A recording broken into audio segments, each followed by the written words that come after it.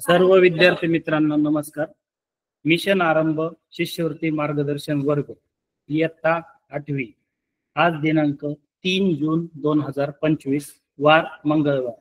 आजचा विषय आहे गणित, घटक संख्यांवरील क्रिया, उपघटक, गुणोत्तर व प्रमाण.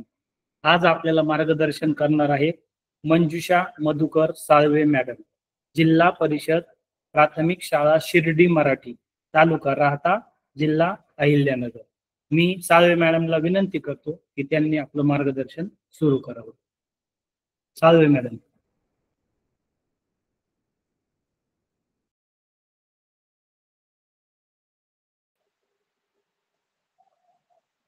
गुड इव्हनिंग सर्वांना.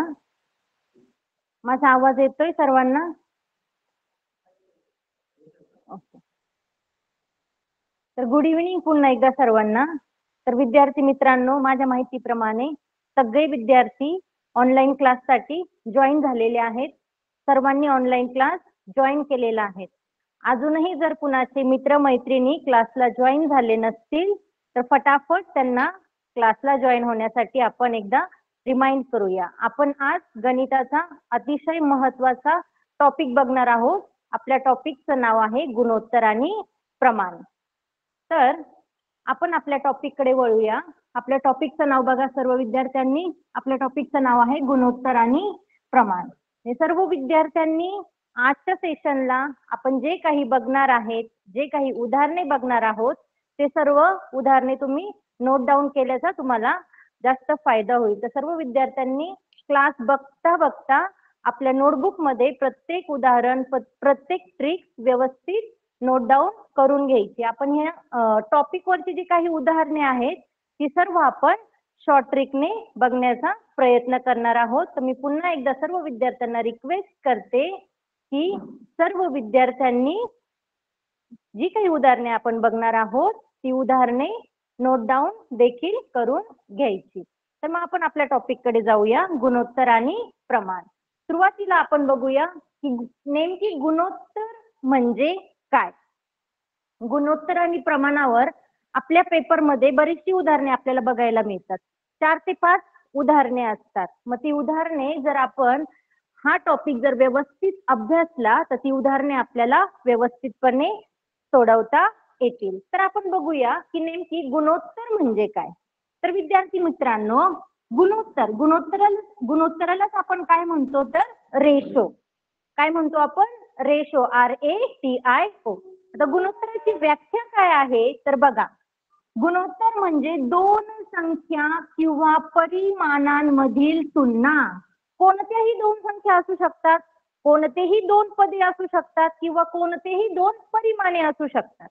ज्या वेळेस आपण या दोन संख्यांची, या दोन परिमाणांची तुलना करतो, कोणतं मोठं आहे, कोणतं परिमाण छोटं आहे, किंवा कोणती संख्या छोटी आहे, कोणती संख्या मोठी आहे, त्यास आपण काय म्हणतो विद्यार्थी मित्रांनो तर गुणोत्तर असं म्हणतो. आता पुढे काय म्हटलंय बघा, जी भागाकार किंवा भागाकार चिन्हाने व्यक्त केली जाते. गुणोत्तर हे जे आहे ते आपण व्यक्त किंवा आपण एक्सप्रेस कसं करतो, आपण ते दर्शवतो कसं तर ते आपण दर्शवतो भागाकार चिन्हाने. ठीक आहे. अंश आणि छेदाच्या स्वरूपामध्ये आपण त्याची मांडणी करतो. आता पुढे आहे प्रमाण. आपल्या टॉपिकचंच नाव आहे गुणोत्तर व प्रमाण. आता प्रमाण म्हणजे काय तर प्रमाण म्हणजे दोन गुणोत्तरांची समानता दर्शवणारे समीकरण. प्रमाण हे काय आहे विद्यार्थी मित्रांनो? प्रमाण हे काय आहे? प्रमाण हे एक आहे आपलं समीकरण. आता कोणतं समीकरण तर बघा, या समीकरणामध्ये दोन गुणोत्तरांचा समावेश असतो. समीकरणामध्ये काय असतं? दोन गुणोत्तरांचा समावेश असतो. आणि ही दोनही गुणोत्तरे काय दर्शवतात तर समानता दर्शवतात. ज्या वेळेस दोन गुणोत्तरे समानता दर्शवतात त्यावेळेस आपण त्याला काय म्हटलं जातं? आपण त्याला काय म्हणतो तर त्याला आपण प्रमाण म्हणतो. तर माझ्या माहितीप्रमाणे तुम्हाला गुणोत्तर म्हणजे काय आणि प्रमाण म्हणजे काय समजलेलं आहे. मी पुन्हा एकदा सांगते विद्यार्थी मित्रांनो, गुणोत्तर म्हणजे दोन संख्या, दोन पद किंवा दोन राशी यांची तुलना. आणि प्रमाण म्हणजे काय? दोन गुणोत्तरांमधील समानता. ठीक आहे, आता आपण पुढे बघूया, पुढची स्लाइड बघूया.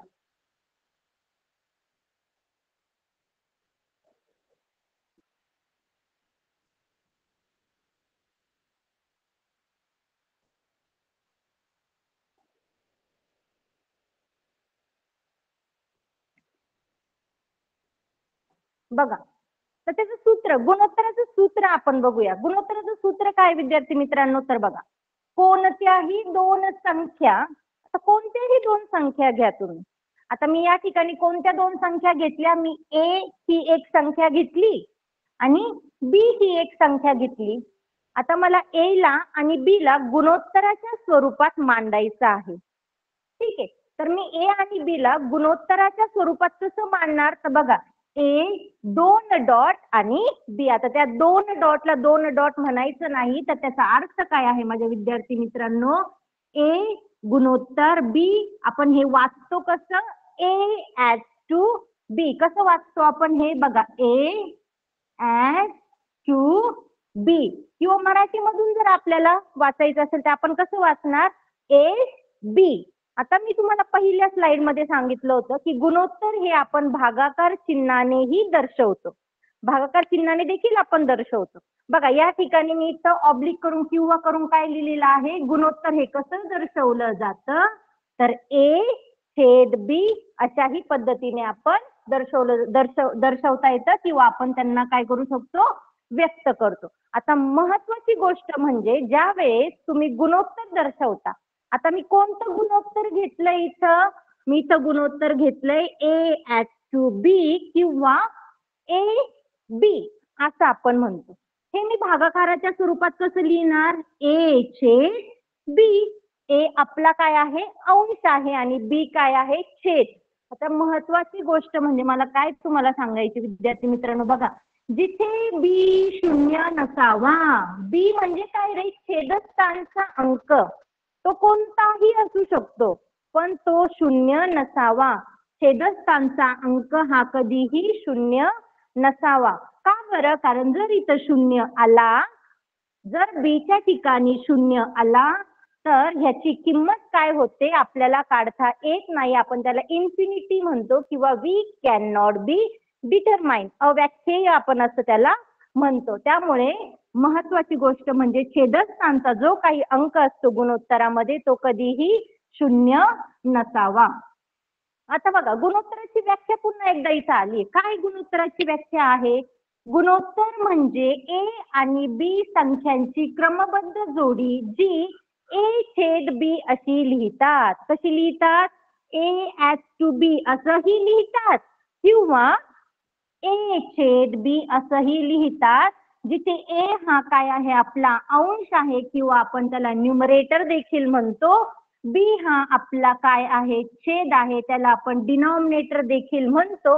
आणि महत्वाची गोष्ट म्हणजे छेद हा शून्य नसावा. डिनॉमिनेटर हा शून्य नसावा. ठीक आहे, तुम्हाला माझ्या माहितीप्रमाणे तुम्हाला समजलंय की आपण गुणोत्तर कसं दर्शवतो आणि गुणोत्तराची आणि प्रमाणाची व्याख्या देखील तुमच्या लक्षात आली असेल. आता आपण पुढची स्लाइड बघूया. प्रमाण. आता प्रमाण बघा, प्रमाणाची काय कन्सेप्ट दिलेली आहे या ठिकाणी? बघा, प्रमाणाचं उदाहरण दिलंय इथं. उदाहरण काय दिले बघा, 2:4. कसं वाचतो आपण हे? 2:4 किंवा 2:4, 2:4 बरोबर 1:2. हे एक प्रमाण आहे कारण दोन्ही गुणोत्तरे समान आहेत. आता कशी काय? दिसायला तर आपल्याला समान दिसत नाहीये. 2:4 मी कशी लिहू शकते रे विद्यार्थी मित्रांनो भागाकार पद्धतीमध्ये? तर भागाकार पद्धतीमध्ये 2:4 आपण लिहू शकतो 2/4 किंवा 2/4. त्यानंतर दुसरं आहे, दुसरं गुणोत्तर दिलंय त्यांनी 1:2. ठीक आहे, 1:2. मग 1:2 हे प्रमाण आपण कसं लिहू शकतो? हे गुणोत्तर आपण कसं लिहू शकतो भागाकाराच्या स्वरूपामध्ये? 1/2. ही दोन्ही गुणोत्तरे दिसायला तर वेगवेगळी दिसत आहे, पण इथं मग कसं आलंय की दोन्ही गुणोत्तरे समान आहेत? तर बघा, पहिल्या गुणोत्तरामध्ये अंशस्थानी आहे 2, छेदस्थानी आहे 4. त्या दोघांना जर आपण भाग दिला तर त्याचं उत्तर काय येतं आपण ते बघूया. असा कोणता नंबर आहे किंवा अशी कोणती संख्या आहे किंवा असा कोणता पाडा आहे की त्या पाड्यामध्ये 2 देखील आहे आणि 4 देखील आहे, किंवा अशी कोणती संख्या आहे की त्या संख्येने आपण 2 ला देखील भाग देऊ शकतो आणि 4 ला देखील भाग देऊ शकतो.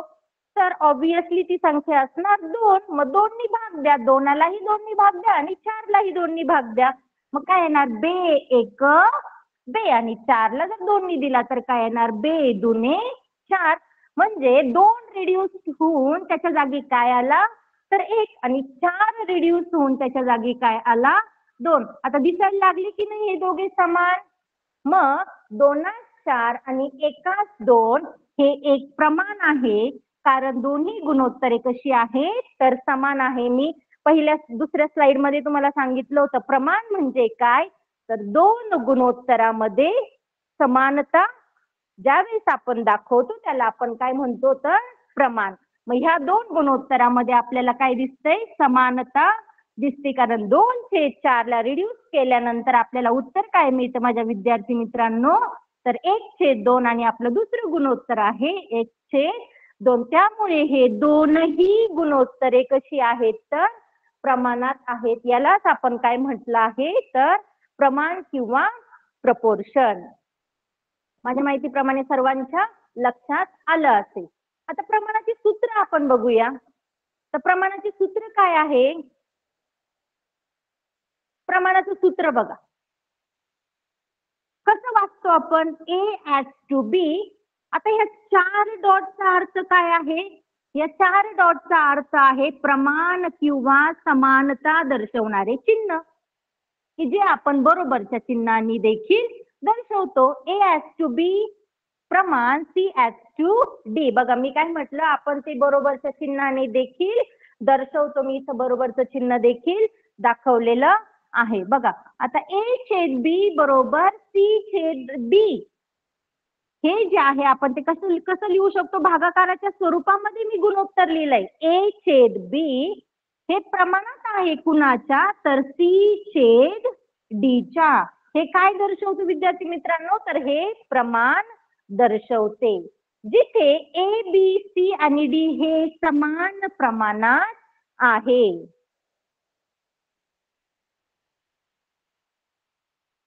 बघा आता आपण आपल्या मेन गोष्टीकडे म्हणजे आपल्या उदाहरणांकडे वळूया. आता आपण उदाहरणांना सुरुवात करणार आहोत. आता बहुतेक उदाहरणं, बरीचशी उदाहरणं आपण प्रिव्हियस इयर क्वेश्चन पेपर मधली घेतलेली आहेत. 2011 पासून क्वेश्चन पेपर ज्या आहेत आपल्या स्कॉलरशिपच्या फायनलच्या म्हणा किंवा तुमच्या सरावच्या म्हणा, त्या सराव प्रश्नपत्रिकेमधली सर्व उदाहरणे आपण या ठिकाणी घेतलेली आहेत. तर आपलं पहिलं उदाहरण बघूया. आता पहिलं उदाहरण काय आहे बघा, 2.5 kg म्हणजे किलोग्रॅम चे 500 ग्रॅमची असलेले गुणोत्तर काढा. आता बघा युनिट नेहमी सेम पाहिजे. आता पहिली संख्या आहे आपली 2.5 kg, बरोबर की नाही, आणि दुसरी संख्या आहे 500 ग्रॅम. GM म्हणजे आपण काय म्हणतो ग्रॅम. आता इथं युनिट किंवा परिमाण दिलंय किलोग्रॅम आणि इथं परिमाण किंवा युनिट दिलं आहे ग्रॅम. दोनही प्रमाण कशी आहेत माझ्या विद्यार्थी मित्रांनो, वेगवेगळी आहेत. ज्यावेळेस प्रमाण वेगवेगळी असतात किंवा ज्यावेळेस युनिट वेगवेगळी असतात त्यावेळेस आपण त्यांचं गुणोत्तर काढू शकत नाही. तर गुणोत्तर काढण्यासाठी आपल्याला आणखी एक महत्वाची गोष्ट मला तुम्हाला इथं सांगायची आहे की प्रमाण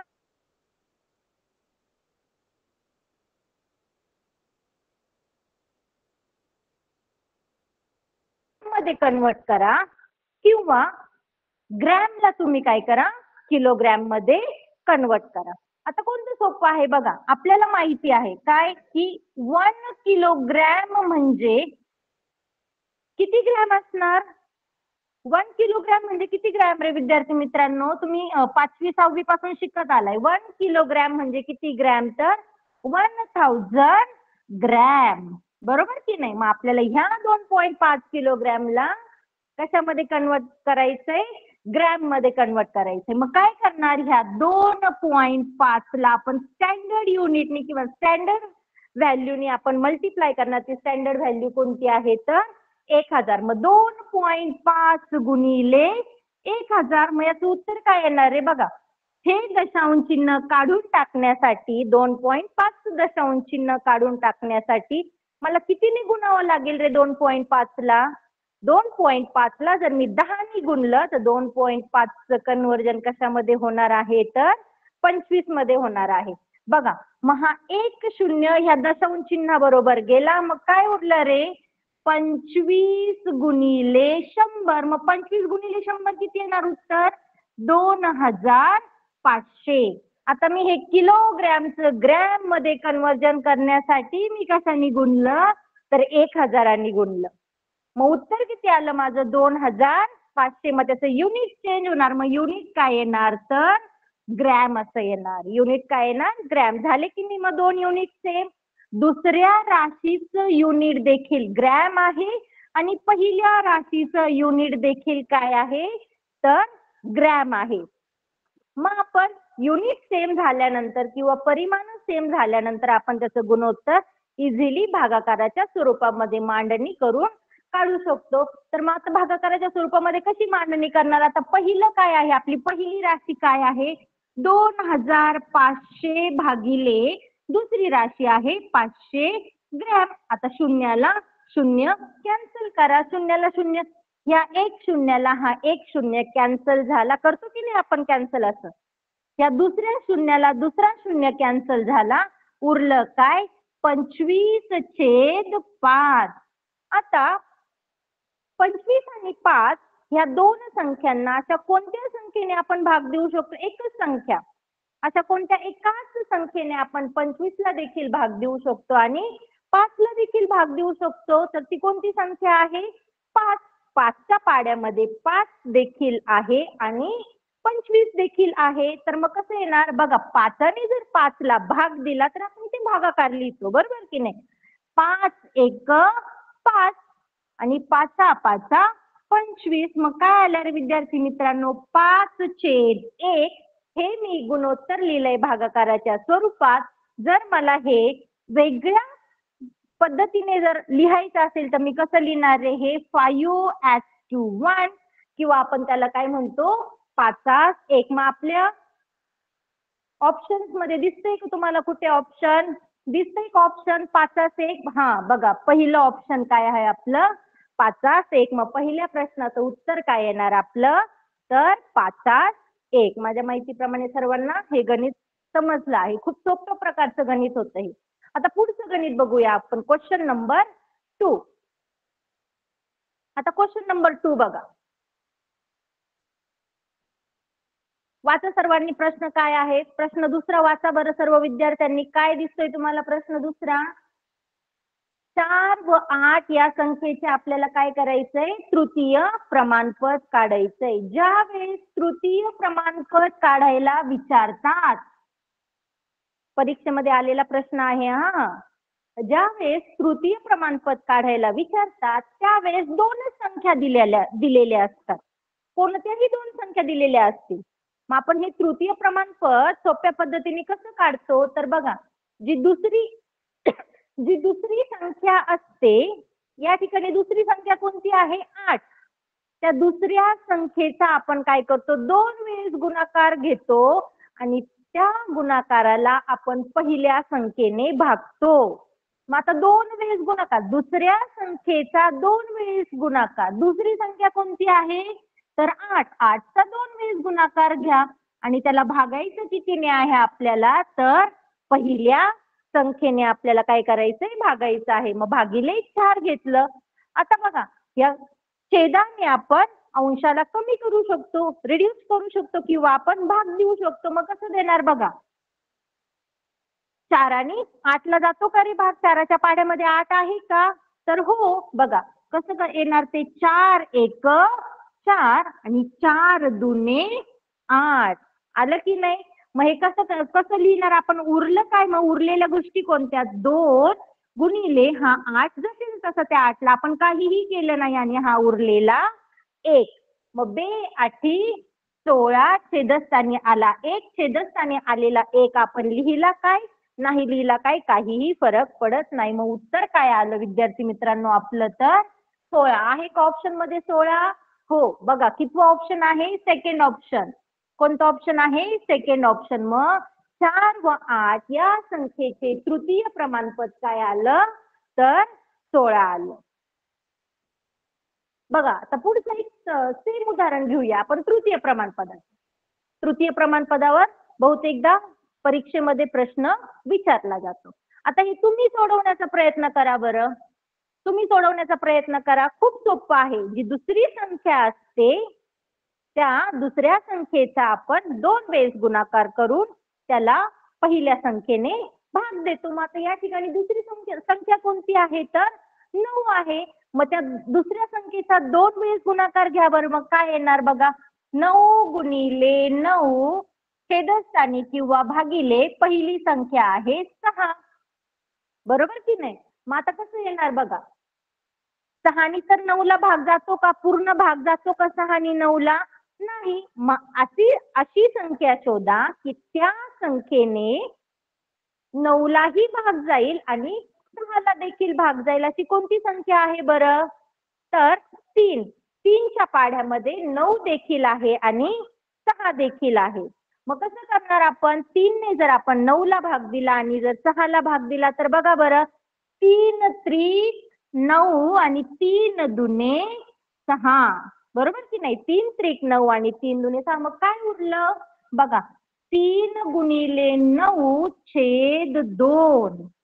बरोबर की नाही? आता ह्या 2 आपण 3लाही पूर्ण भाग देऊ शकत नाही, या 2 आपण 9ला देखील पूर्ण भाग देऊ शकत नाही. भाग देता येतो पण त्याचं उत्तर कशामध्ये येतं, तर दशांश चिन्हामध्ये त्याचं उत्तर येतं. बरोबर की नाही? मग 9 त्रिक 27 छेद 2 हे आलं आपलं उत्तर. पण आता ऑप्शन मध्ये 27 छेद 2 तर नाहीये. मग आता या 27 छेद 2ला आपण काय करू, पुन्हा भाग देऊ किंवा रिड्यूस करू. मग 2 ज्यावेळेस तुम्ही 27ला भाग देता, इथल्या इथे भाग देण्याचा प्रयत्न करायचा. असा भागाकार सर्व विद्यार्थ्यांनी शिकून घ्यायचा. माझ्या माहितीप्रमाणे सर्व विद्यार्थ्यांना असा भागाकार येत असेल. आता 27ला ज्यावेळेस आपण 2नी भाग देतो, बघा एका एका संख्येला भाग द्यायचा. अंशस्थानी 2 अंकी संख्या आहे, अंशस्थानी 2 अंकी संख्या आहे. त्या 2 अंकी संख्येला आपण एका एका संख्येने भाग देण्याचा प्रयत्न करायचा. बघा कसं, बे एक बे. आता पहिली संख्या कोणती आहे 2 अंकी संख्येमध्ये, तर 2 आहे. पुन्हा इथं बे एक बे. आता दुसरी संख्या आहे 7. 7 तर 2च्या पाड्यात नाहीये, पण 7 पेक्षा लहान संख्या, 7 पेक्षा छोटी संख्या कोणती आहे, तर 6 आहे. मग बे त्रिक 6. तिथे 6 आहे पण इथे काय आहे, 7 आहे. मग फरक कितीचा पडला, 1चा पडला. मग उरला किती, बाकी किती उरली, 1 उरली. उरलेली बाकी तर आपण सोडून देऊ शकत नाही. 1ला तर 2नी छेदस्थानी भाग जात नाही. मग आपण एकावर काय केला, शून्य घेतला. इथं शून्य घेतला म्हणून इथं आपण काय देतो, दशांश चिन्ह देतो. बरोबर. आता 2 पुन्हा 10ला भाग द्यायचा. बे पंचे 10. तर मग उत्तर काय आलं आपलं बघा, 13.5 आहे का आपल्या ऑप्शन मध्ये उत्तर 13.5? बघा बरं, आहे का, दिसतंय का तुम्हाला? तिसऱ्या नंबरचं ऑप्शन दिसतंय बघा. तर काय उत्तर आलं आपलं, 13.5. ठीक आहे. आता पुढचं उदाहरण बघूया आपण.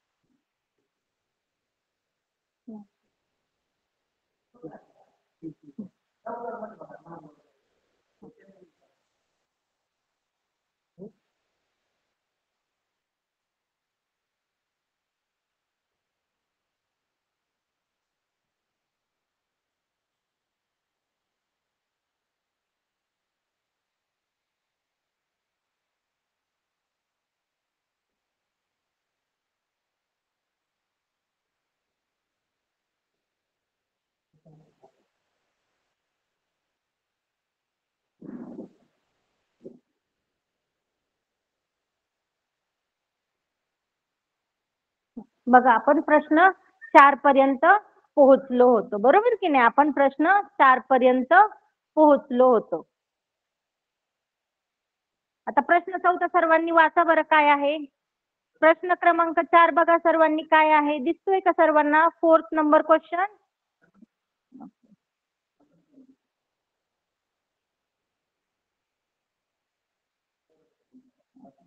बघा 4th क्वेश्चन आहे आपला 3, 9 व 12 चे आपल्याला काय काढायचं आहे? चतुर्थ प्रमाणपद. आता आपण इतका वेळ तृतीय प्रमाणपद काढले, बरोबर की नाही? तृतीय प्रमाणपद काढले, आता आपल्याला काय काढायचं आहे? चतुर्थ प्रमाणपद काढायचं. ज्यावेळेस चतुर्थ प्रमाणपद काढायला विचारतात त्यावेळेस काय दिलेलं असतं? 3 संख्या दिलेल्या असतात, ठीक आहे?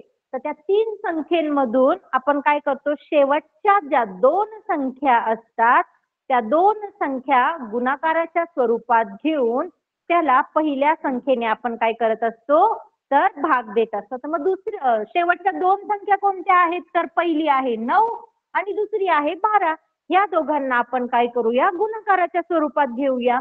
मग काय येणार गुणाकाराच्या स्वरूपात घेऊन? 9 गुणिले 12 आणि त्याला भाग द्यायचा आहे आपल्याला कितीने? तर पहिल्या संख्येने. पहिली संख्या कोणती आहे आपली?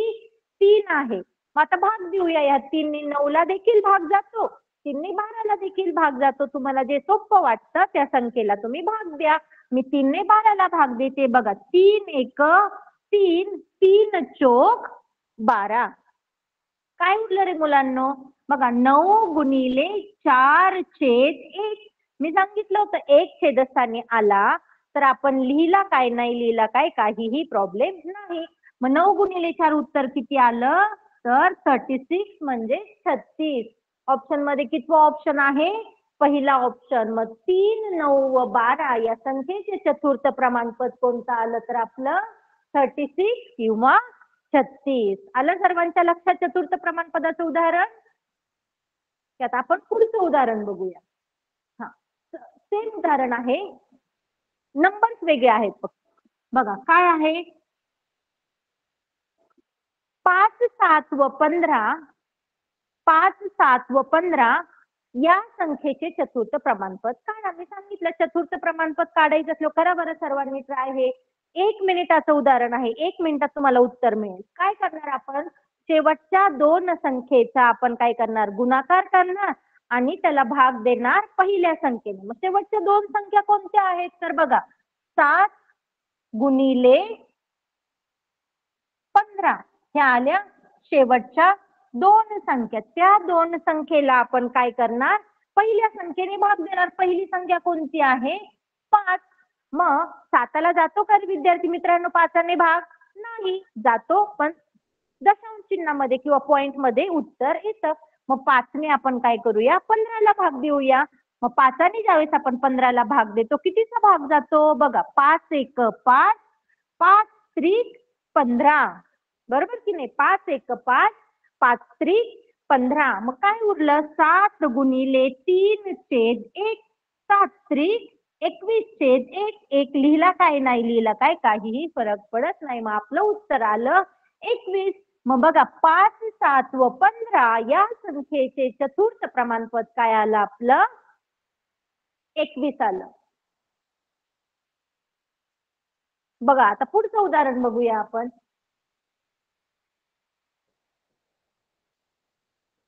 बघा आता वेगळ्या पद्धतीचं क्वेश्चन आलाय, वेगळ्या पद्धतीचा प्रश्न आहे. बघा काय आहे तो प्रश्न? पुढील पैकी कोणत्या गटातील 3 संख्या प्रमाणात आहेत? तर बघा ह्या प्रकारचा प्रश्न आल्यानंतर हा शॉर्ट ट्रिकने कसा सोडवायचा? जी मधली संख्या, आता हा प्रश्न आपल्याला ऑप्शन वरून सोडवावे लागतील. सगळेच प्रश्न आपण स्टेप बाय स्टेप सोडवलेच पाहिजे असं नाही, तर काही ट्रिक्स वापरून आपण अशा पद्धतीचे प्रश्न ट्रिक्सने देखील सोडू शकतो. आता ज्या वेळेस 3 संख्या दिलेल्या असतात आणि त्या 3 संख्या प्रमाणात आहेत की नाही हे विचारलं जातं त्यावेळेस काय करतो आपण? जी मधली संख्या असते, आता पहिला ऑप्शन चेक करूया आपण, 16, 17 आणि 18. जी मधली संख्या असते त्या मधल्या संख्येचा आपण काय करायचा? वर्ग करायचा आणि उरलेल्या 2 संख्येचा गुणाकार करायचा. आणि हे दोनही उत्तर समान येतात की नाही बघायचं. जर दोघांची उत्तरं समान आली, जर दोघांची उत्तरं जर सारखी आली, तर मग आपण काय म्हणू शकतो की त्या तीनही संख्या कशा आहेत, प्रमाणात आहेत. मग 17चा वर्ग किती रे विद्यार्थी मित्रांनो? 289. मग आता 16 आणि 18चा गुणाकार करा बरं. 16 आणि 18चा गुणाकार किती येईल? 16 गुणिले 18 केल्यानंतर किती येतं बघा? 288. 16 आणि 18चा गुणाकार केल्यानंतर किती येतो? 288. ह्या दोनही संख्या समान आहेत का रे? नाही. ही दुसरी संख्या कशी आहे? एकनी लहान आहे पहिल्या संख्येपेक्षा, म्हणजे पहिलं ऑप्शन आपलं गेलं. दुसरं ऑप्शन चेक करूया आपण. दुसरं ऑप्शन काय आहे आपलं बघा? 8, 12 आणि 16. 8, 12 आणि 16. बघा दुसरं ऑप्शन आहे आपलं 8, 12 आणि 16. सेम पद्धतीने आपण करूया. मधल्या संख्येचा काय करायचा आपण? वर्ग करायचा. म्हणजे 12चा वर्ग बरोबर 16 गुणिले 8. मग 12चा वर्ग किती येईल बरं? 12चा वर्ग येतो 144 आणि 16 गुणिले 8 करा बरं. 16 गुणिले 8 किती येईल? 16 8 128. बघा ह्या दोन संख्या सारख्या आहेत का? नाही. म्हणजे हे दुसरं ऑप्शन देखील आपलं काय झालं? कॅन्सल झालं. आता तिसरं ऑप्शन चेक करूया आपण. 7, 21, 63. बघा 7, 21, 63. आता काय करणार आपण? मधल्या संख्येचा वर्ग करायचा. 21चा वर्ग बरोबर उरलेल्या दोन संख्येचा गुणाकार. 7 गुणिले 63. 21चा वर्ग किती येणार विद्यार्थी मित्रांनो? तुमचे सर्वांचे कमीत कमी 30 पर्यंत वर्ग आणि 20 पर्यंत घन तोंडपाठ असले पाहिजे. 21चा वर्ग किती येतोय? 441 म्हणजे 441. आता 63 गुणिले 7 करा. 7 त्रिक 21, हातचे आले 2, 7 चौकोन 42 आणि 2 44. बघा आले की नाही? दोन्ही साईड कशा आल्या? सारख्या आल्या. इकडेही 441 आले आणि इकडेही 441 आले. म्हणजे आपलं ऑप्शन कोणतं करेक्ट आहे? तिसरं. 7, 21 आणि 63 या संख्या कशा आहेत? आपल्या प्रमाणात आहेत.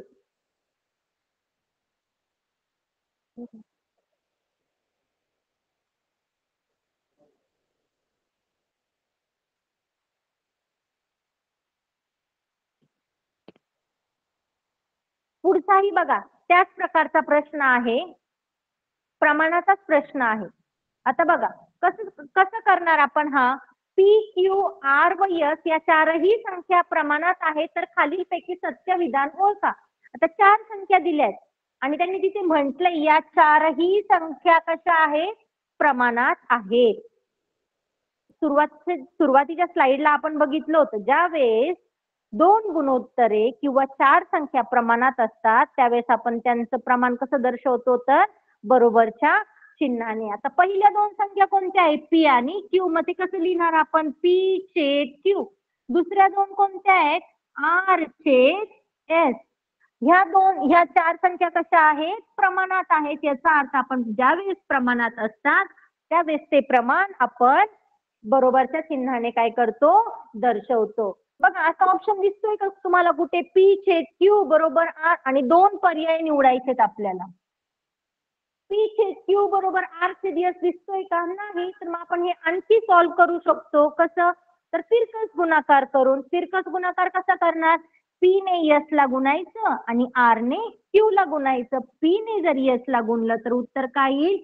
P S. आणि जर क्यू ने आर ला गुणलं तर आर क्यू किंवा क्यू आर. मधलं चिन्ह जसेच्या तसं येईल. चिन्हामध्ये काहीही फरक पडणार नाही. मग पीएस बरोबर आर क्यू दिसतोय का तुम्हाला? हा बघा या ठिकाणी आहे. फक्त त्यांची आदला बदल झालेली आहे. एस पी बरोबर क्यू आर म्हणजे हा एक आपला ऑप्शन आला. मग आणखी एक ऑप्शन शोधायचा आहे आपल्याला. मग तो कोणता असेल रे विद्यार्थी मित्रांनो? बघा आता हे जे प्रमाण आहे हे प्रमाण आपण कसं लिहू शकतो? हा पी आपण एस कडे पाठवू शकतो, एस पी कडे आणू शकतो, आर क्यू कडे पाठवू शकतो क्यूच्या जागी, किंवा क्यू आपण आर कडे देखील आणू शकतो. ऑप्शन नुसार आपल्याला आपलं आन्सर काढण्याचा प्रयत्न करायचा आहे. बघा मग पी मी जशाचा तसा ठेवला, हा अंश स्थानचा आर ज्या वेळेस बरोबर चिन्हाच्या दुसऱ्या बाजूला जातो, बरोबर चिन्हाच्या अपोजिट साईडला जातो, अंशस्थानी असलेली कोणतीही संख्या ही छेदस्थानी जाते. मग हा आर अंशस्थानी आहे, बरोबरच्या चिन्हाच्या इकडे येऊन तो काय आला, छेदस्थानी आला. बरोबर. आता हा क्यू जो आहे हा छेदस्थानी आहे, बरोबर चिन्हाच्या उजव्या बाजूकडे गेल्यानंतर छेदस्थानचा अंक किंवा छेदस्थानचं पद कुठे जातं, अंशस्थानी. छेद काय उरतो, छेद काय आला तर यस आला. आहे का रे असं ऑप्शन दिसतंय का, पी छेद आर बरोबर क्यू छेद यस. बघा पहिलं ऑप्शन आहे पी छेद आर बरोबर क्यू छेद यस. मग आपलं उत्तर काय आलं, ऑप्शन काय आले, फर्स्ट अँड थर्ड. आलं लक्षात सर्वांच्या. प्रमाणाची देखील आपण उदाहरणे बघितली. आता पुढचं उदाहरण बघूया आपण.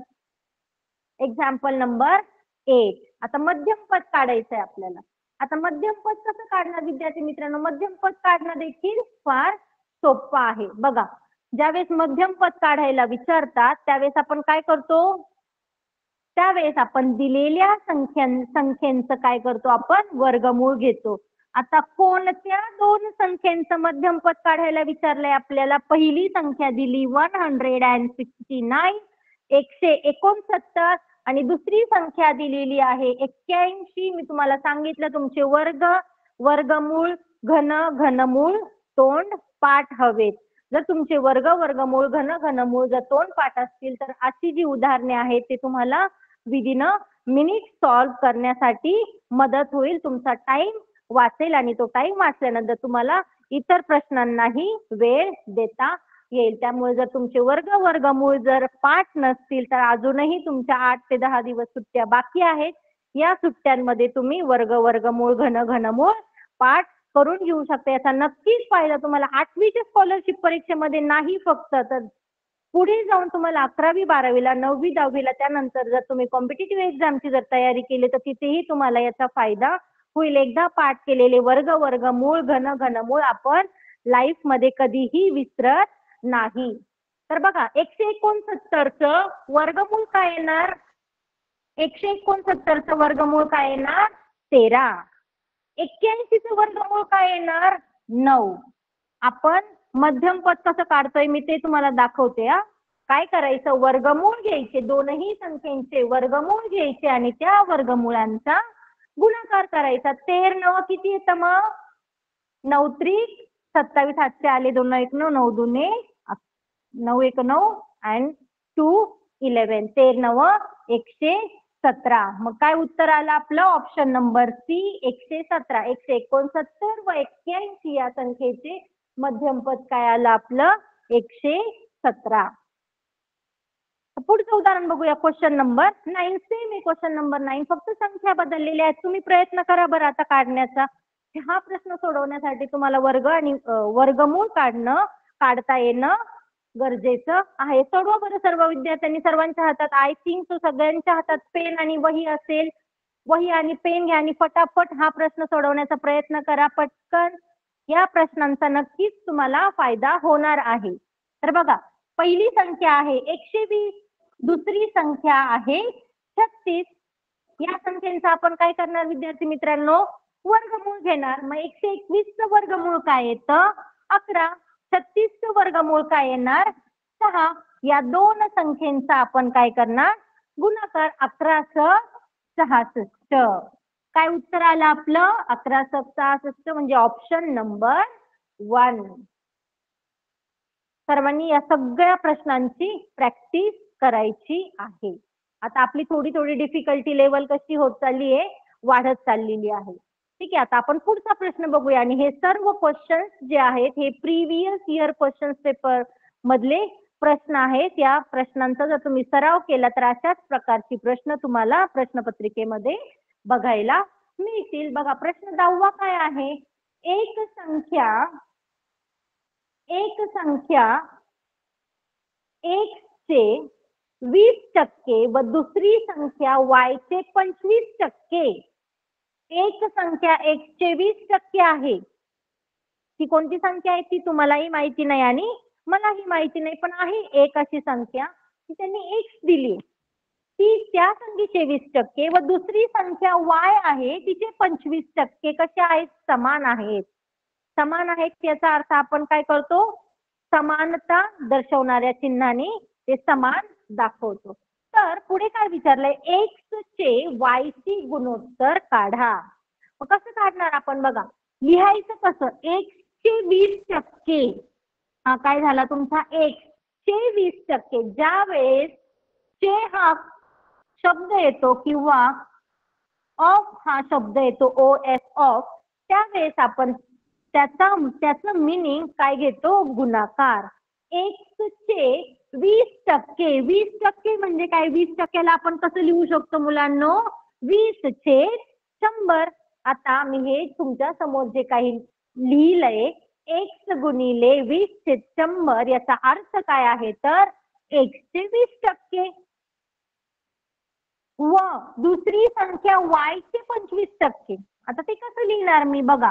y चे 25% म्हणजे y गुणिले 25/100 कसे आहेत? समान आहेत. कसे आहेत? समान. मग ते समान आहेत याचा अर्थ आपण त्यांना कसं दर्शवणार? समानतेच्या चिन्हाने. मग ते आपण सोडवूया. कसं सोडवणार आपण हे? बघा, इकडं छेदस्थानी असणारा 100, तिकडे बरोबरच्या चिन्ह 100. बरोबरच्या चिन्हाकडे जाऊन काय होणार? तर अंशस्थानी जाणार. किंवा हा छेदस्थानी असणारा 100 बरोबरच्या चिन्हाच्या डावीकडे आला तर काय होणार? अंशस्थानी येणार. म्हणजे दोनही 100 काय होतील? कॅन्सल होतील. मग ट्रान्सफर करण्यापेक्षा, इकडून तिकडं शिफ्ट करण्यापेक्षा आपण इथल्या इथे काय करूया? दोघांना कॅन्सल करूया. इकडचे 100 आणि तिकडचे 100 सारखे असल्यामुळे ते कसे झाले? कॅन्सल झाले. उरलं काय मग आता बघा. x गुणिले 20 बरोबर y गुणिले 25. आपल्याला काढायचंय काय? x चे y शी गुणोत्तर काढायचंय. मग x चे y शी गुणोत्तर कसं लिहिणार रे आपण? x as to y. कसं लिहिणार? x as to y. किंवा आपण ते कसं लिहू शकतो? भागाकाराच्या चिन्हामध्ये x छेद y. बरोबर. मग आता हे इथून जर आपल्याला x छेद y लिहायचं तर काय करावं लागेल? इकडं x तर आहे, मग मी तो x जशाच्या तसा ठेवते. y तर इकडे आहे दुसऱ्या बाजूला, तो मला x कडे पाहिजे. मग मी काय करणार? y ला इकडे बोलून घेणार. y तिकडे 25 ला गुणाकाराच्या स्वरूपामध्ये आहे. बरोबरच्या चिन्हाच्या दुसऱ्या बाजूला गेल्यानंतर तो काय होणार? y भागिले होणार किंवा छेदस्थानी येणार x ला. हा जो 20 आहे तो आपण तिकडच्या बाजूला पाठवूया. बघा, इकडच्या बाजूला काय उरला? 25. काय उरला? 25. जशाच्या तसा 25. बघा, x गुणिले 20. 20 देखील x ला काय आहे? गुणिले आहे. ज्या वेळेस तो त्या बाजूला जाईल, बरोबर चिन्हाच्या उजवीकडे जाईल, गुणिले असणार भागिले होईल. बरोबर की नाही? बरोबरच्या चिन्हाकडे ज्यावेळेस आपण संख्या शिफ्ट करतो त्यावेळेस नेहमी लक्षात ठेवायचं विद्यार्थ्यांनो, ज्या वेळेस आपण बरोबर चिन्हाच्या उजवीकडे किंवा डावीकडे संख्या शिफ्ट करतो त्यावेळेस गुणाकाराचं कन्वर्जन भागाकारामध्ये होतं. प्लसचं मायनस होतं, मायनसचं प्लस होतं. बरोबर की नाही? किंवा अंशस्थानी असणारा अंक कुठे जातो? छेदस्थानी जातो. किंवा छेदस्थानी असणारं पद किंवा अंक कुठे येतात? तर अंशस्थानी येतात. मग तेच केलंय मी. बघा, गुणिले 20 आहे इकडे, मला तिकडे पाठवायचं बरोबरच्या चिन्हाच्या पलीकडे. मग गुणिले 20 तिकडे जाऊन काय होणार? भागिले 20 होणार. बरोबर. आणि हा जो y आहे, y देखील 25 ला गुणिले आहे. बरोबर चिन्हाच्या इकडे येऊन तो काय होणार? बरोबर चिन्हाच्या इकडे येऊन तो x ला काय होणार? भागिले. मग काय आलं? x छेद y बरोबर 25/20.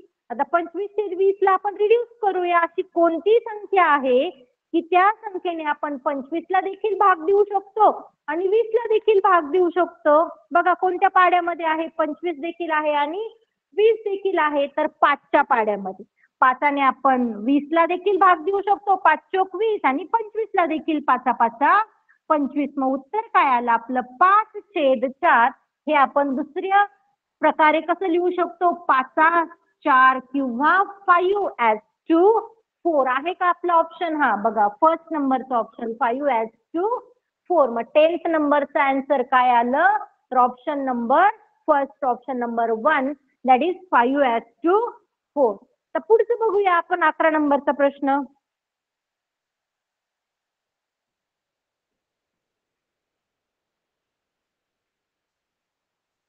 बघा काय आहे क्वेश्चन तो. 11 नंबरचा क्वेश्चन काय आहे बघा बरं. खुर्ची व टेबल यांच्या किमतीचे गुणोत्तर 3:7 आहे. खुर्ची आणि टेबल, ठीक आहे. खुर्चीला मी चेअर म्हणते, म्हणजे सी म्हणते. सी स्टँड फॉर चेअर और खुर्ची. आणि टेबलला मी काय म्हणते? टी म्हणते. टेबल इनिशियल घेतले त्यांचे. खुर्ची व टेबल यांच्या किमतीचे गुणोत्तर 3:7 आहे. यांचं गुणोत्तर घ्यायचं आपल्याला. कुणाचं? खुर्चीचं आणि टेबलचं, चेअरचं आणि टेबलचं. यांचं गुणोत्तर किती आहे? 3:7. हे मी कसं लिहू शकते? दुसऱ्या स्वरूपामध्ये C divided by T, that is C छेद टी बरोबर 3/7, 3/7. आता पुढचं वाक्य काय दिलंय बघा. आणि टेबलची किंमत जर 441 रुपये आहे. टेबलची ऍक्च्युअल किंमत दिली त्यांनी. टेबलची काय केली त्यांनी? ऍक्च्युअल किंमत किती दिली आहे? 441. हे काय आहे? हे फक्त त्यांच्या किमतीचं गुणोत्तर आहे. हे त्यांच्या किमतीचं गुणोत्तर आहे. पण टेबलची ऍक्च्युअल किंमत किती आहे? 441. या ठिकाणी मला तुम्ही सांगा, टेबलची गुणोत्तरामध्ये किंमत किती आहे? 7. म्हणजे 7 बरोबर टेबलची ऍक्च्युअल किंमत आहे 441. 7 बरोबर काय आहे? 441. मग आपण याच्यावरून 1 ची किंमत काढू शकतो. कशी काढणार? 1 बरोबर ह्या 441 ला काय करायचंय? 7 भागायचंय. मग ज्यावेळेस 441 ला आपण 7 भाग देतो, असा भागाकार सर्वांनी शिकून घ्यायचा आहे. बघा खूप सोपं आहे. 7 ज्यावेळेस आपण 441 ला भाग देतो, त्यावेळेस काय करतो? 7 1 7. 44 आहे का 7च्या पाड्यात? नाही. मग 44 पेक्षा लहान संख्या कोणती आहे? 7 7 49. ही तर मोठी झाली. मग 7 चकून 42. 7 चकून तिकडे 42 आली, पण इथे 44 आहे. कितीचा फरक आला? किती बाकी आली? 2. मग 2 इथं उरले. मग इथं किती संख्या तयार झाली? 21. मग 21 ला देखील 7 त्रिक 21. मग भागाकार किती आला? 63. मग एकाची किंमत किती आली? 63. एकाची किंमत काढून घ्यायची पहिले. एकावरून आपण कशाचीही किंमत काढू शकतो. कोणतीही संख्या विचारू द्या तुम्हाला, त्या एकावरून आपण कसलीही किंमत काढू शकतो. तर आपल्याला त्यांनी विचारली खुर्चीची किंमत काढा. जर 1 ची किंमत 63 आहे विद्यार्थ्यांनो, जर 1 ची किंमत 63 आहे, तर चेअरची किंवा खुर्चीची किंमत विचारली. खुर्चीची गुणोत्तरामध्ये किंमत किती आहे? 3 आहे. मग 3 ची किंमत किती येणार? ह्या 1 लाच मी 3 ने गुणलं. इकडे जी क्रिया केली तीच क्रिया आपल्याला दुसऱ्या बाजूला देखील करायची असते.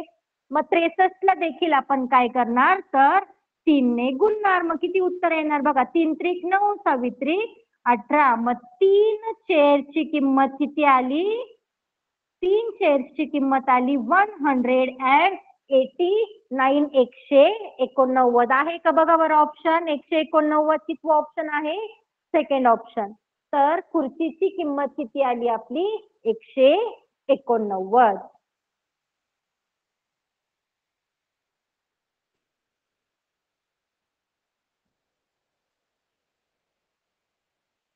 बघा पुढचा प्रश्न बघूया आपण आता.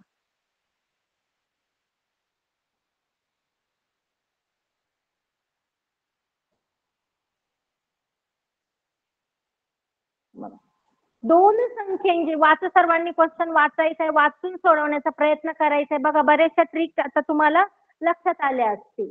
बघा, दोन संख्येचे गुणोत्तर 8:5 आहे. दोन संख्या तुम्हाला माहिती का कोणत्या आहे? नाही. मग मी कन्सिडर केलं त्या दोन संख्या आहे x to y किंवा x छेद y. पहिली संख्या आहे x, दुसरी संख्या आहे y. त्यांचे गुणोत्तर किती आहे? 8:5 म्हणजेच 8/5. याच्यावरून तुमच्या लक्षात येतं का रे कोणती संख्या मोठी असेल कोणती छोटी असेल? Yes, obvious. पहिली संख्या कशी आहे? 8च्या पटीमध्ये आहे किंवा 8च्या मल्टिपल आहे आणि दुसरी संख्या 5च्या किंवा 5च्या पटीत आहे. म्हणजे पहिली संख्या आपली काय येणार आहे, मोठी संख्या येणार आहे. जर मोठ्या संख्येत 8 मिळवले, मोठी संख्या कोणती रे, एक्स मध्ये मी काय केलं, 8 मिळवले. जी क्रिया आपण इकडे करतो तीच क्रिया आपल्याला दुसऱ्या बाजूला करायची असते. इकडे देखील मला काय करावं लागलं, 8 मिळवावे लागले. मोठ्या संख्येत 8 मिळवले व लहान संख्येतून 5 वजा केले. लहान संख्या कोणती आपली, वाय मधून काय करायचंय आपल्याला, 5 वजा करायचे. मग इकडच्या बाजूला छेदस्थानी काय आहे, 5 मधून 5 वजा करायचे.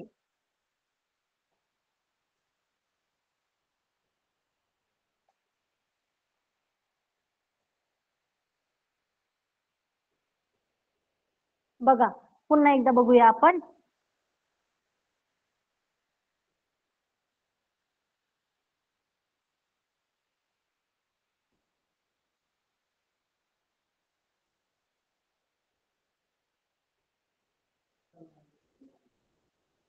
पुन्हा एकदा बघूया. बघा दोन संख्येचे गुणोत्तर 8:5 आहे. ठीक आहे, त्या दोन संख्या कोणत्या घेतल्या होत्या आपण, x छेद y. यांचं गुणोत्तर किती आहे विद्यार्थी मित्रांनो, 8:5 किंवा 8/5. जर मोठ्या संख्येत 8 मिळवले व लहान संख्येतून 5 वजा केले आणि आणखी एक पॅरामीटर, आणखी एक गोष्ट आपल्याला इथं दिली त्यांनी, काय, जर मोठी संख्या लहान संख्येच्या दुप्पट आहे. बघा मोठ्या संख्येत जर आपण 8 मिळवले तर किती येते बघा, x अधिक 8 आणि लहान संख्येतून जर आपण 5 वजा केले म्हणजे y वजा 5 असं गुणोत्तर मिळते. आणि काय म्हटले, जर मोठी संख्या लहान संख्येच्या दुप्पट आहे. मोठी संख्या कोणती रे, x अधिक 8. मग ही काय झाली, मोठी संख्या ही जी आहे ही कशी आहे, मोठी संख्या ही लहान संख्येच्या दुप्पट आहे. लहान संख्या कोणती आपली, y वजा 5. जी ही मोठी संख्या जी आहे x अधिक 8 ही लहान संख्येच्या कशी आहे, दुप्पट आहे. म्हणजे y वजा 5च्या दुप्पट आहे. एकपट, दुप्पट, तिप्पट ज्यावेळेस येतं त्यावेळेस आपण त्याला मल्टिप्लाय करतो. दुप्पट म्हटल्यानंतर मल्टिप्लाइड बाय 2, ट्रिपल किंवा तिप्पट म्हटल्यानंतर मल्टिप्लाइड बाय 3. मग आता आपण हे सोडवूया. हे सोडवल्यानंतर काय येईल बघा, x अधिक 8 बरोबर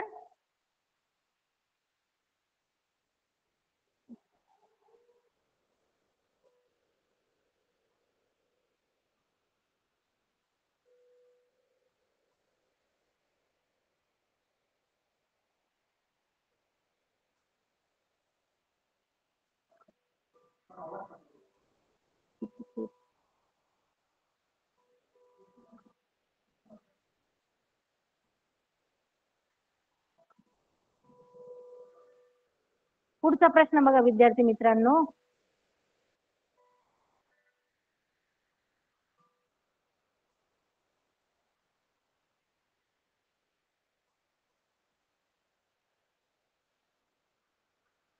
एक मिनिट.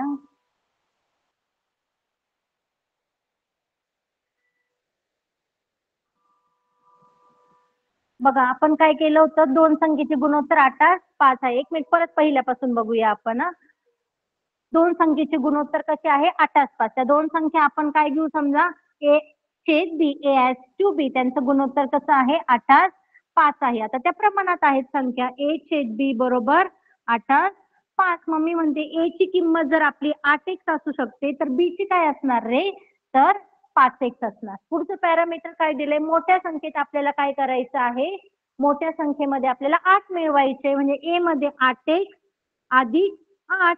या संख्येमध्ये आपल्याला काय करायचं, या संख्येमधून आपल्याला 5 वजा करायचे. आणि पुढचं पॅरामीटर बघा काय दिलंय, जर मोठी संख्या लहान संख्येच्या दुप्पट आहे. आता मोठी संख्या कोणती आहे, 8x अधिक 8 ही कशी आहे, लहान संख्येच्या दुप्पट आहे.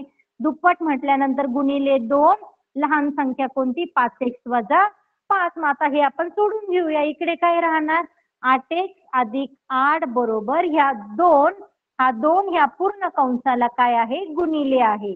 5 दुने 10. 2 ज्यावेळेस आपण 5x ला गुणतो त्यावेळेस येतो 10x वजा 5 दुने 10. काय आलं मग आपलं 8x अधिक 8 बरोबर 10x वजा 10. बघा सारखी जी चल आहेत, सारखी जी पद आहेत ती आपण एका बाजूला घेऊया आणि वेगळी चल किंवा नंबर एका बाजूला घेऊया. इकडचे 10x मी जसेच्या तसे ठेवते. 8x च्या पुढे इकडं कोणतेही चिन्ह नाही, याचा अर्थ इथे आपण प्लस कन्सिडर करतो. ज्या वेळेस अधिकची संख्या दुसऱ्या बरोबर चिन्हाच्या दुसऱ्या बाजूला जाते त्यावेळेस काय होते, तिकडे जाऊन ती वजा होते. मग अधिक 8x बरोबर चिन्हाच्या पलीकडे गेल्यानंतर काय झालं, वजा 8x. आता तिकडची जी वजा 10 आहे ते आपण बरोबर चिन्हाच्या ह्या बाजूला आणूया. आता बघा चिन्हासहित घ्यायचे हा. वजा 10 दुसऱ्या बाजूला शिफ्ट केल्यानंतर काय होणार, तर अधिक 10. इकडे 8 ऑलरेडी आहेत, 8 जसेच्या तसे, आणि वजा 10 इकडच्या बाजूला आल्यानंतर ते काय होणार, अधिक 10. मग हे सोडूया आपण समीकरण. 8 अधिक 10 बरोबर 18 बरोबर 10x वजा 8x. 10x मधून 8x गेल्यानंतर किती उरतात विद्यार्थी मित्रांनो, तर 2x.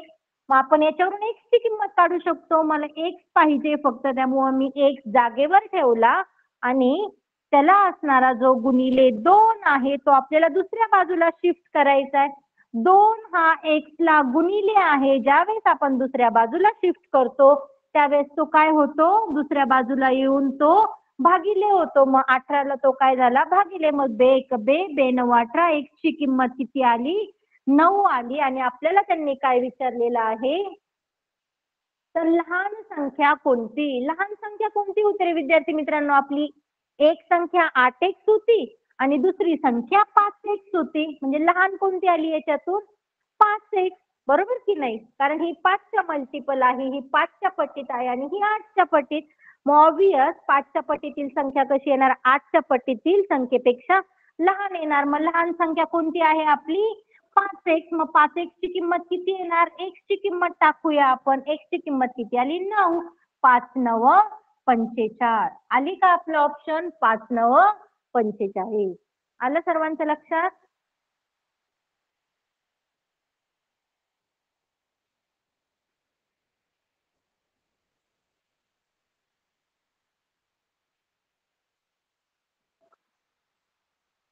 बघा आता वयाचं उदाहरण आलंय या पुढचं.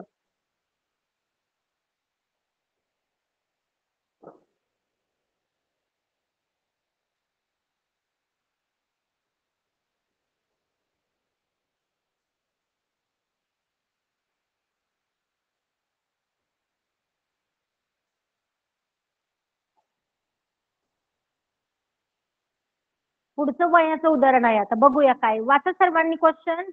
आर्यन आणि आदिती यांच्या आजच्या वयाचे गुणोत्तर 4:5 आहे. दोघी जण आहेत, कोण, आर्यन आणि आदिती. आर्यन आणि आदिती यांच्या आजच्या वयाचे गुणोत्तर दिले. बघा आर्यन आणि आदिती यांच्या आजच्या वयाचे गुणोत्तर किती आहे, 4:5. तुम्ही असंही म्हणू शकता आर्यनचे आजचे वय 4x असेल आणि आदितीचे आजचे वय काय असेल, 5x असेल. 4x म्हणजे 4च्या पटीमध्ये आणि आर्यनचं 5च्या पटीमध्ये. पुढे दिले आदिती आणि अथर्व यांच्या आजच्या वयाचे गुणोत्तर 3:2 आहे. बघा इथे काय, आदिती आणि अथर्व, आदिती आणि अथर्व यांच्या आजच्या वयाचे गुणोत्तर किती आहे, 3:2 आहे. आर्यनचे आजचे वय 24 असेल. बघा इथे आदिती ज्यावेळेस सेम येतात ना, दोन पॅरामीटर सेम येतात त्यावेळेस आपण कसं करतो, आता तिघेच मित्र आहेत इथं, कोण, आर्यन, आदिती आणि अथर्व. आपण हे कसं लिहून घेणार, बघा आर्यन, दुसरी आहे आदिती आणि तिसरा आहे अथर्व. ज्यावेळेस 3 मित्रांचे गुणोत्तरे दिलेली असतात. आर्यनचं गुणोत्तर किती आहे, आर्यनचा आदिती बरोबर 4:5 आणि आदितीचा अथर्व बरोबर किती आहे विद्यार्थी मित्रांनो, 3:2. बघा 3:2. तर ह्या दोन संख्या वेगळ्या यायला नकोत. मी मांडणी बघा कशी केली, आर्यन आदिती आणि अथर्व यांना मी काय केलं, प्रमाणात घेतलं. आणि त्यानंतर बघा आर्यनचं आदिती बरोबर किती आलं, 4-5. आदितीचं अथर्व बरोबर किती आलं, 3-2. मी ते खालच्या बाजूला लिहिलं. आता ह्या दोन संख्या आपल्याला सारख्या पाहिजे. मग ह्या संख्येने ह्या वरच्या संख्येला गुणायचं आणि वरच्या संख्येने खालच्या संख्येला. मग ज्यावेळेस 5ला आपण 3 ने गुणतो त्यावेळेस ज्या संख्येने इथं गुणतो त्याच संख्येने आपल्याला काय करायचं असतं, या ठिकाणी गुणायचं असतं. आता खाली बघा, या संख्येने गुणूया. इथे 5 ने, इथे 5 ने गुणलं त्यामुळे इथे देखील 5 ने. मग काय येईल बघा, आर्यन, दुसरी आहे आदिती आणि तिसरा आहे अथर्व. बघा आर्यनचं 4-12 गुणाकार करून घ्या त्यांचा, 5-15 आणि खाली देखील 3-5-15 आणि अथर्वचं किती आलं, 5-10. मग काय प्रमाण आलं बघा त्यांचं, 12:15:5:10. म्हणजे आर्यनचं वय आलं 12च्या प्रमाणात, आदिती आली 15 आणि अथर्व आला 10. आणखी एक गोष्ट काय दिलेली आहे आपल्याला, आर्यनचे आजचे वय 24 आहे. आर्यनचं इथं प्रमाण काय आलंय, 12 आलंय. इथे आले 12 पण त्याचं ऍक्च्युअल मध्ये किंमत किती आली दिलेली आहे त्यांनी 24. मी तुम्हाला सांगितलं होतं एक युनिटची जर व्हॅल्यू आपण काढली तर आपल्याला सगळ्या व्हॅल्यू काढता येतात. मग 12ची किंमत त्यांनी 24 दिलेली आहे, तर 1 ची किती येणार रे, 24ला आपण काय करणार, 12 ने भागणार. 12×2=24. मग एकाची किंमत आली 2. तर मग त्यांनी काय विचारलंय, अथर्वचे आजचे वय किती. अथर्वचं बघा बरं काय आलं होतं वय, अथर्वचं वय किती आलं होतं, 10. मग एकाची किंमत जर 2 आहे तर 10ची किंमत किती येणार, 20 येणार. 10ची किंमत किती येणार, 20 येणार. आहे का आपला ऑप्शन, येस, 4th ऑप्शन. आता जर तुम्हाला विचारलं की आदितीचं वय काय येईल, आदितीचं किती इथे 15 आलंय बरोबर. एकाची किंमत जर 2 आहे तर 15ची किंमत किती येणार, मग 15×2 बरोबर 30. आदितीचं वय किती येणार, 30. त्यानंतर अथर्वचं वय किती येणार, 20 आणि आर्यनचं वय किती येणार, 24. आर्यनचं वय 24 आलं. त्यानंतर आदितीचं वय किती आले, आदितीचं 15 आहे, 15×2=30 आणि दुसरा जो आहे थर्ड त्याचं किती येणार, 30. माझ्या माहितीप्रमाणे सर्वांना हे गणित समजलंय. तर विद्यार्थी मित्रांनो, बाकीची जी उदाहरणे आहेत ती आपण उद्याच्या सेशनला सोडवूया. आय होप सगळ्यांना हे सेशन आवडलं असेल, सर्वांनी नोट डाऊन करून घेतला असेल. या प्रश्नांचा तुम्ही आज आणि उद्या सराव करा. या पुढील थोडी डिफिकल्टी लेवल आपली वाढत जाईल आणि जर तुम्ही उद्या जर अभ्यास केला तर तुम्हाला पुढचे गणित समजायला सोपे जातील. Okay, thank you very much.